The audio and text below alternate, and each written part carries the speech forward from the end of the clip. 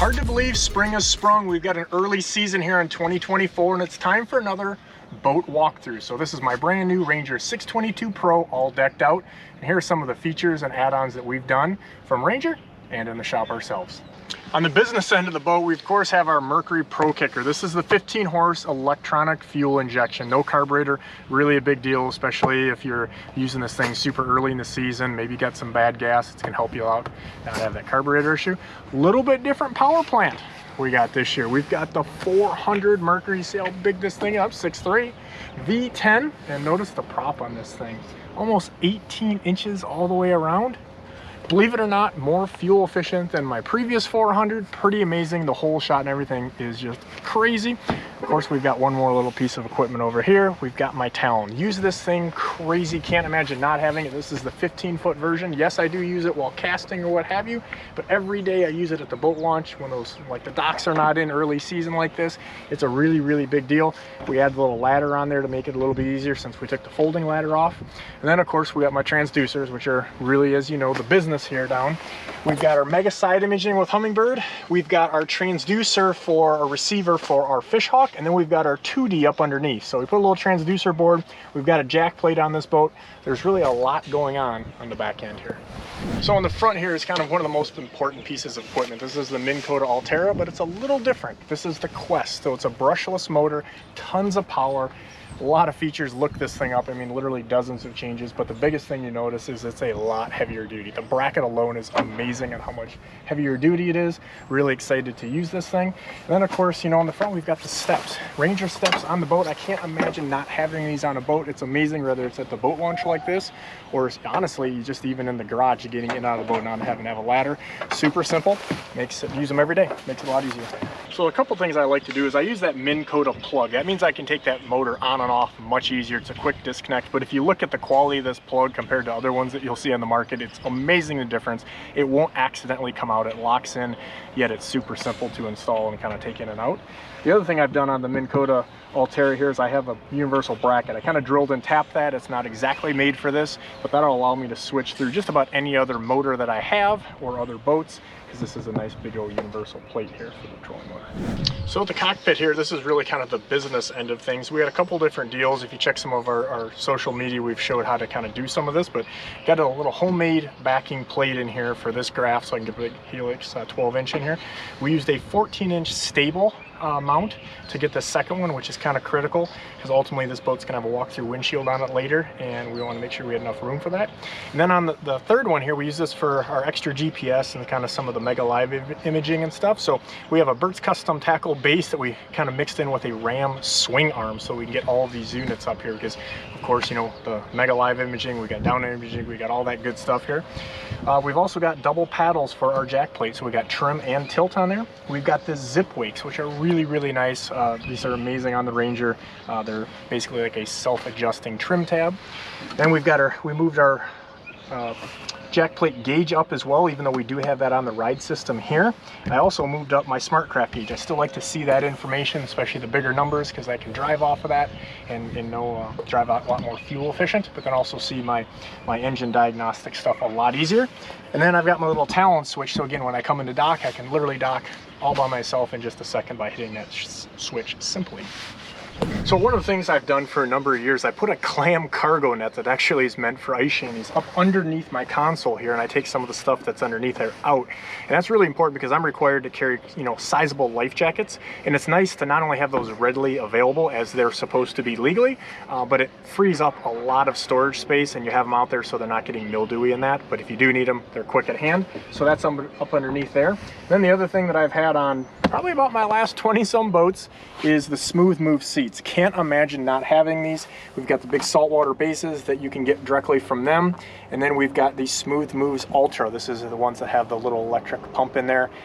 They've got the little actuator. Amazing, best seat that I've used in my boats. Can't imagine not having them. And I put a little bit taller one because I'm a taller guy, pedestal on. So there's several different sizes to make that adjustment a lot easier. And all you do is just hook them up there, pump them up, put more air in. Saves your back, even in the light stuff. You know, for close to 20 years, I've also been using Bert's Custom Tackle track. I think I counted up, I've got almost 20 some feet of track on the boat. And it's really nice because you don't have a place to set something down like a cooler that's gonna, you know, scratch your glass. But you also have a lot of adjustability. You see all the different stuff that I have in here. I can take that out if we're fishing for those, you know, ditch pickles, not walleyes, maybe you're jig fishing or whatever. But I can just move these things all around a lot easier, and it's a lot more secure than having rails with just those tiny little screws in them. So we've also got the Bert's Custom Tackle. These are riser cradles, because you guys always ask. And then the swivel trees. Been using this exact setup for a number of years. And then sometimes it's the simple things with the boat. You know, we got a lot of nice fancy stuff in here, but sometimes it's the little things like these little straps. You know, these hold down the boards. These keep my rod socks and my rods all in one place. Amazing how important that is as you're bouncing around the lake, that these things don't end up all over the floor and broke or blowing out as you go down the road. So simple things like that are a big deal. And then of course, you know, we've got in the compartments here, we've got tons of storage in the Ranger. We've got our Lakewood mesh bags in there with a lot of those utility boxes. And then I always use the caddies here. If you guys have seen the little caddies, I've actually got two because we're using so many different baits right now. And this is kind of my working stuff. So I honestly don't have to get into the compartments that often, which is really nice when it's rough or raining or anything like that. And we can switch through those, grab one, get one, instead of 100 hooked together like they are in the utility box. So one thing that's really nice in the Ranger is we've got a large floor compartment, so it's easy to get at that stuff. I've seen some boats, you know, you've got to pull up rod lockers, take everything out of the boat. It's nice to have this access. The other thing you're going to notice is how much extra room I have in there. Even though we've got 4 batteries and I've got probably triple the capacity of years past, I've got 3 of these Dakota Lithium 135s, which are my go-to battery now. A couple reasons why. Huge capacity, very small footprint. You guys know the advantage of lithium, way lighter than the stuff that we've used in the past. But the other thing about these DL Pluses, especially on the 135s, is they have an internal heating element, for lack of a better word. So when that core of temperature of that battery is below freezing, it's still going to charge, which is really important if you don't have a heated garage or if you're on a trip and you're charging it outside of the hotel. So those DL Pluses are a big advantage, and one of the reasons I really like Dakota Lithium. We still got a regular AGM cranking battery, kind of getting ready maybe to make that switch as things convert over here.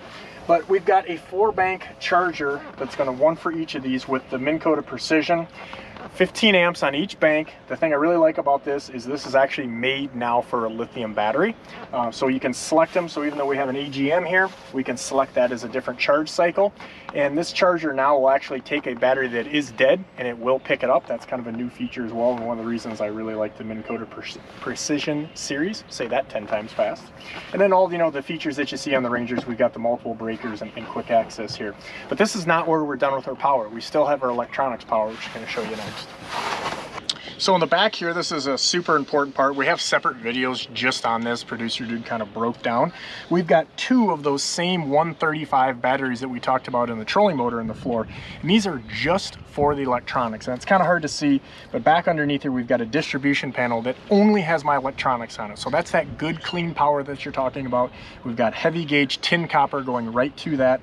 And then we also have a shutoff switch. We even labeled it here. We got our master that comes from Ranger, and we switch some of our leads and things to that, which has like our talon and everything on it, because we want to be able to shut off power completely.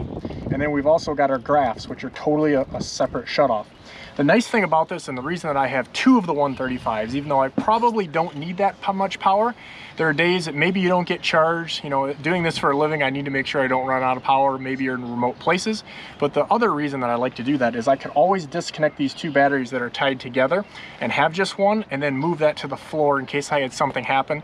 These 135s can still even be used as a cranking battery. So if something happened to my cranking battery, any of my trolling motor batteries, or really anything, I can interchange those. And so that's a really good peace of mind, and having a nice backup, and really versatile with the Dakota 135s. So that's kind of the quick walkthrough on my 2024 Ranger 622 Pro. If you want to know anything else, make sure you drop us a note or check out Vic Sports Center over there in Kent, Ohio. They sell these things. I've got them all rigged up. They're experts at putting them together.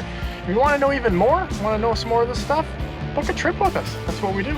Bigwater Fishing.